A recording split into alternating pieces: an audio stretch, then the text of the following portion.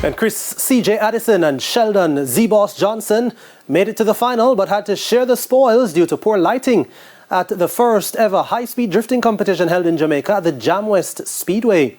The drivers were awarded 60 points for style, 70 points for angle and line, and another 70 for transition, for a total of 200 maximum points. In round one, Nicholas Taz Barnes accumulated the most points, scoring 188.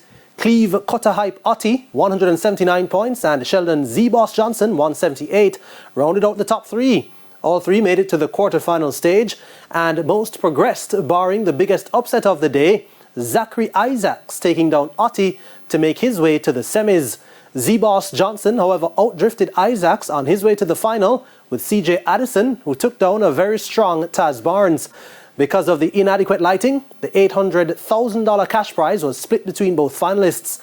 Barnes and Isaacs shared the third place prize of $300,000.